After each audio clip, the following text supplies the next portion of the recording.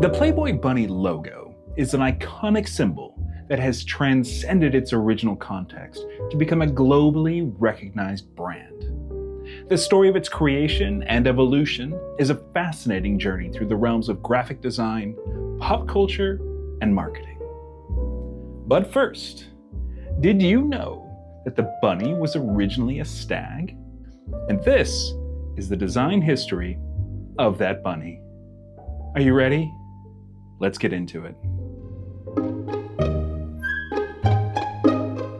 In 1953, Hugh Marston Hefner quit his job as a copywriter for Esquire magazine after being denied a $5 raise.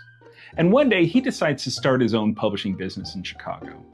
He borrows $1,000 from his mom and sets to work creating a magazine that he himself would want to read. Hef said, quote, "Men's magazines in the period immediately after World War II were almost all outdoor-oriented.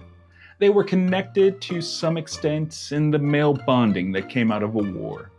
And what I tried to create was a magazine for the indoor guy, but focused specifically on the single life.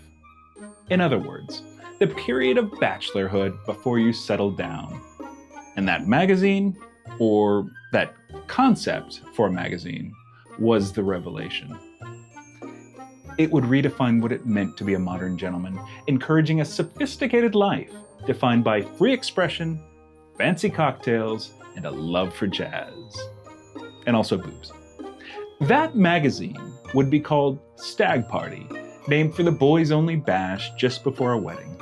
Except, one of those outdoor magazines Hef wouldn't read, called Stag, threatened to sue the shit out of him.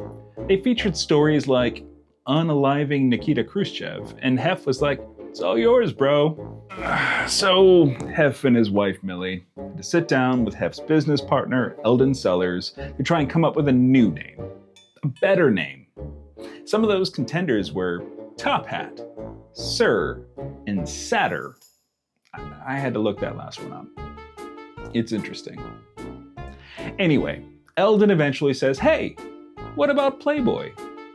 It's perfect, and the rest, as they say, is hidden in your dad's sock drawer. Go look. Actually, don't.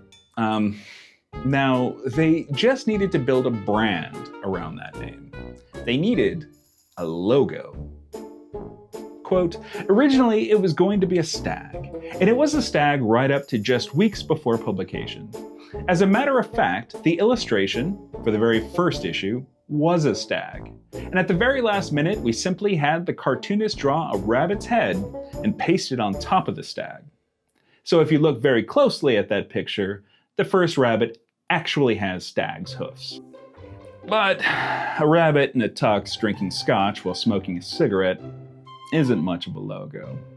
Creating a better logo fell to the guy voted most likely to become an art director, Art Paul. Paul, who had been a freelance graphic designer and never actually held a full-time job before coming aboard as Playboy's first art director, was instrumental in shaping the visual identity of the magazine. In an interview with the Chicago Tribune, Paul said of the creative process behind the bunny logo, "Hef wanted something that was playful, yet sophisticated, a bit naughty, but not too risque. We brainstormed a lot, but the rabbit in the tuxedo just seemed to click. It was cheeky, a little ironic, and perfect for the brand." So, given how iconic this logo would become, how many months do you think Paul spent designing it? Get your answers in now. 5, 4, 3, 2, wrong. He handed it to Hef in 10 minutes. Paul later said, "If I had known how famous that trademark was to become, I would have taken more time with it. And it probably wouldn't have turned out as well as it did." And that's design for you, folks. Sometimes it takes months, sometimes it takes minutes. And that is why you ideally charge by the project. The core elements of the logo, that rabbit and a bow tie, have not changed since that day in 1953. That makes the bunny older than the bikini.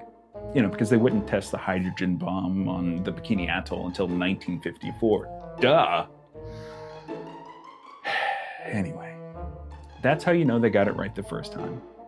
Did you know they licensed that bunny for $1 billion worth of retail goods last year without having to spend a dime on a brand refresh?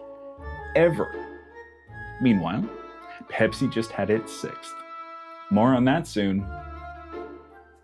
So there you go.